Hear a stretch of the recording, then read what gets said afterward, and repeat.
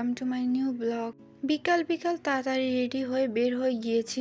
আজকে বিনা প্ল্যানে ঘুরতে যাব কোথাও, আর বান্ধবীদেরকেও বলে দিয়েছি, ওরাও বের হয়ে গিয়েছে। বিনা প্ল্যানে ঘুরতে বেরিয়েছি, তাই কোথায় যাব তা বুঝতে পারছিলাম না। পরে মনে পড়লো যে ভার্সিটিতে যাওয়া যাক। অনেকদিন ভার্সিটিতে যাই না পড়াশোনার চাপে, তাই হাঁটতে হাঁটতে চলে আসলাম ভার্সিটির পিছনে গেট দিয়ে বান্ধবীদেরকে নিয়ে। প্রায় অনেকদিন পরে ভার্সিটিতে আসলাম, পড়াশোনার চাপে আর এইদিকে তেমন একটা আসা হয় না।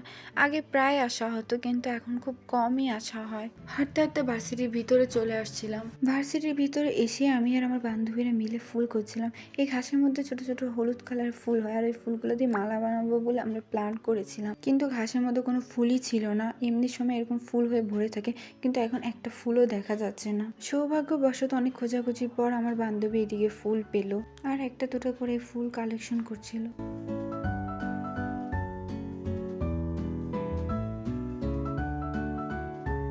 এই ফুলগুলো দিয়ে টিকটকে প্রচুর ভিডিও ভাইরাল হচ্ছিল। মালা বা ব্রেসলেট বানিয়ে পরা হয় এই ফুলগুলো দিয়ে। আমরাও এই কারণে এই ফুলগুলো খুঁজছিলাম বানাবো বলে। ফুল তো পেয়েই গেলাম, কিন্তু দুঃখের বিষয়ে মালা বানাতে পারছিলাম না। আমি চেষ্টা করে ব্যর্থ হয়ে বান্ধবীকে দিলাম। বান্ধবীও চেষ্টা করছিল, কিন্তু কোনো মতেই মালাটা বানানো যাচ্ছিল না। অনেকবার দেখেছি, তাও হচ্ছে না ওভাবে করে চেষ্টা করেও। মালা বানাতে পারিনি, তাতে কি হয়েছে, আংটি বানিয়ে বান্ধবীকে পরিয়ে দিলাম, এতেই একটা সুন্দর রিল হবে। সব দুঃখ কষ্ট পিছনে ফেলে আমি আর আমার বান্ধবীর সামনের দিকে হাঁটতে হাঁটতে ভার্সিটির ভিতরে চলে যাচ্ছিলাম, আর আমার বাকি বান্ধবীর পিছনে ছিল, ওরাও আসছিল। এইদিকে আমার ব্যাগ টানতে কষ্ট হচ্ছিল বলে আমার বান্ধবী ব্যাগ টেনে দিচ্ছিল। কি সৌভাগ্য আমার, এইরকম বান্ধবী সবার লাইফেই থাকা দরকার, আমার লাইফে তো আছেই। হাঁটতে হাঁটতে এসে এখানে দেখি এরকম সুন্দর করে সাজানো, নিশ্চয়ই ভার্সিটির ভিতরে কোনো অনুষ্ঠান হয়েছিল বা আয়োজন ছিল, তাই এইভাবে সাজানো। হাঁটতে হাঁটতে একদম ভার্সিটির ভিতরে চলে আসছে। এইদিকে আমার বান্ধবী প্ল্যান করছিল ওইদিকে যাবে ফুচকা খেতে, কিন্তু আমার কাছে মনে হচ্ছিল ফুচকা খেতে আমাদের এই দিকে যাওয়া উচিত, কারণ এই দিকে অনেক ভালো ভালো স্টল আছে ফুচকা। তাই আমরা হাঁটতে হাঁটতে এই দিকেই চলে যাচ্ছিলাম ফুচকা খেতে।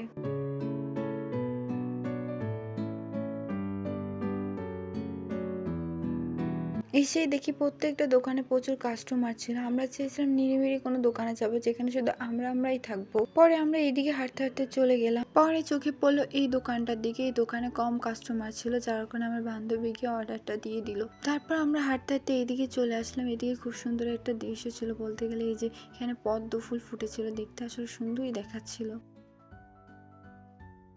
দেন আমাদের ফুচকা চলে আসে। ফুচকাগুলো দেখতে এত সুন্দর ছিল, কি বলবো আর।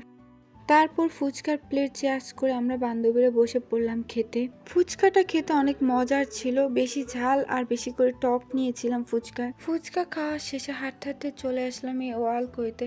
আগে এখানে প্রায় আসা হতো, কিন্তু এখন আর আসা হয় না। এখানে অনেক স্মৃতি জমে রয়েছে। এখন পড়াশোনার চাপে এখানে আর তেমন একটা বেশি আসি না।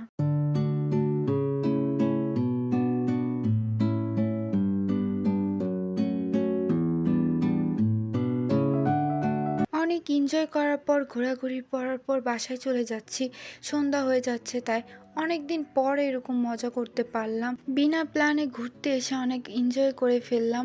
আর আমাদের লাইফটা ছোট, তাই হাজার ব্যস্ততার মাঝে একটু এনজয় দরকার। সবসময় ব্যস্ততার মধ্যে থাকলে বোরিং লাগে। বেরোনোর সময় আমি ইউনিভার্সিটির সামনের গেট থেকে বের হয়েছিলাম। আজকে এই পর্যন্তই। আল্লাহ হাফেজ।